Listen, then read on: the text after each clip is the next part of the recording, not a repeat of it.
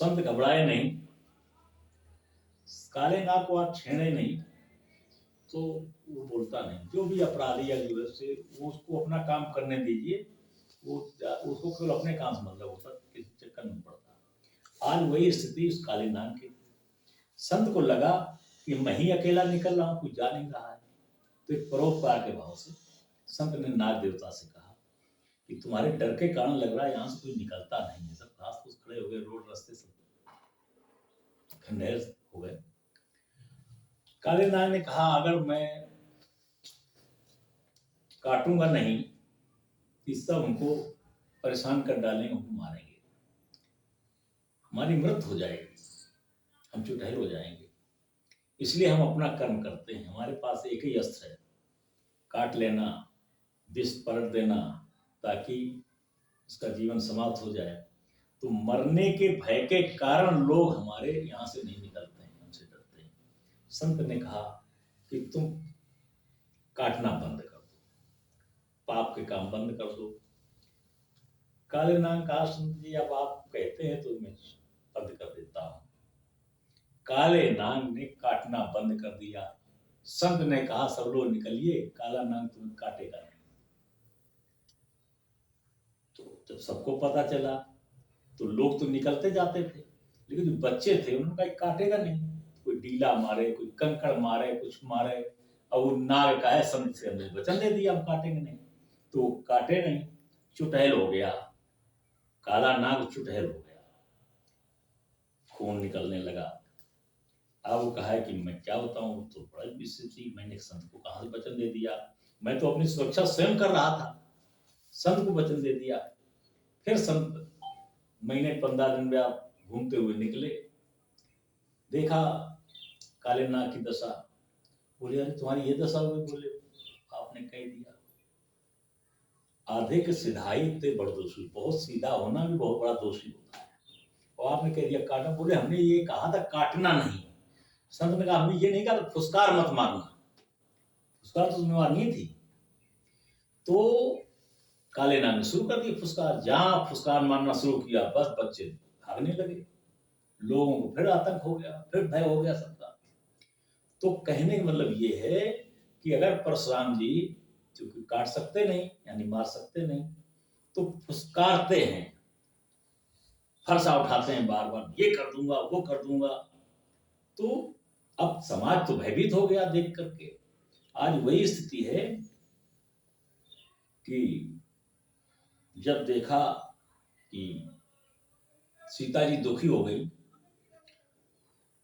अब पति की जिम्मेदारी, अगर पत्नी दुखी है तो उनका भय दूर करना या उसकी सुरक्षा करना उनकी जिम्मेदारी बनती है। तो प्रभु राम बहुत ही सुंदर शब्दों में परशुराम जी से बोले, और लक्ष्मण पीछे खड़े होकर के बार बार चिढ़ाते रहे। परशुराम जी को क्रोध आया।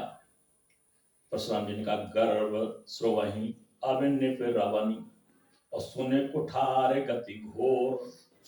ये कुठार ऐसा वैसा नहीं है, लोग सुन लेते हैं तो स्त्रियां गर्भ सर्द कर देती हैं।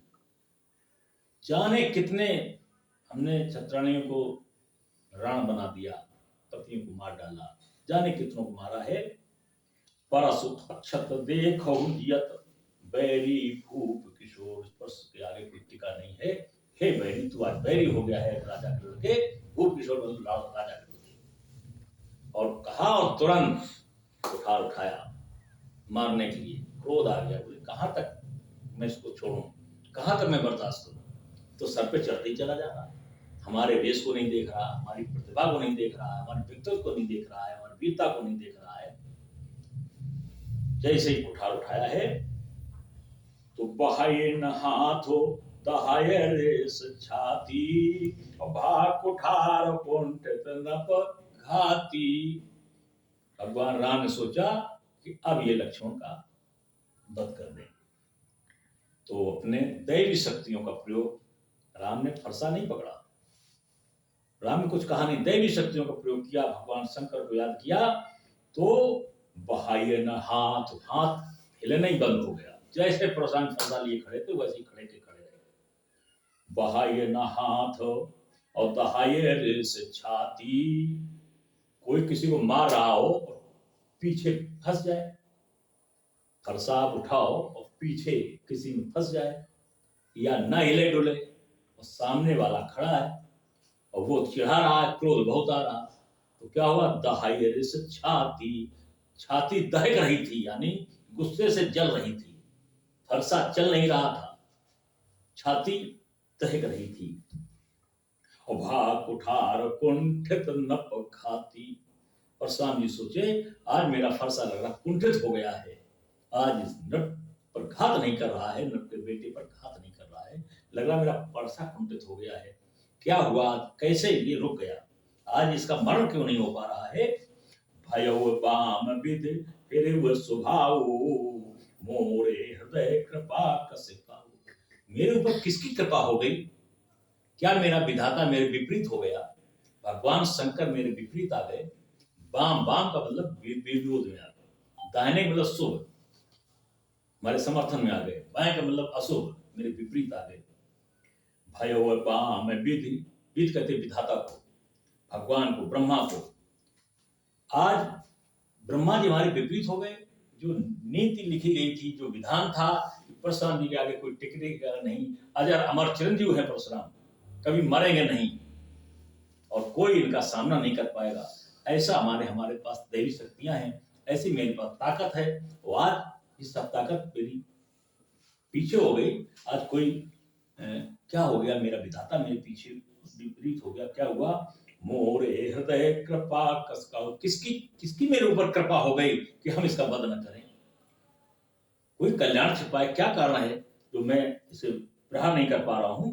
आज दया दुख दुसय सहावा, सुन सौमित्र बिहस सिरुनावा।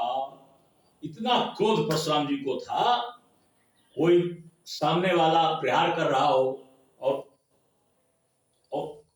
जो सक्षम है उसको कोई पकड़ ले और वो कुछ कर ना पाए तो किसी आएगा अंदर अंदर। परशुराम बड़ा क्रोध था।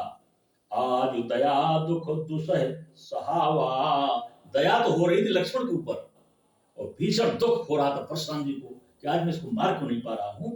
और सुन सौमित्र बिहस सिरुनावा, सौमित्र माने सुमित्रा का बेटा लक्ष्मण, सौमित्र का मतलब सुमित्रा का बेटा लक्ष्मण बिहस रहा था, हंस रहा था।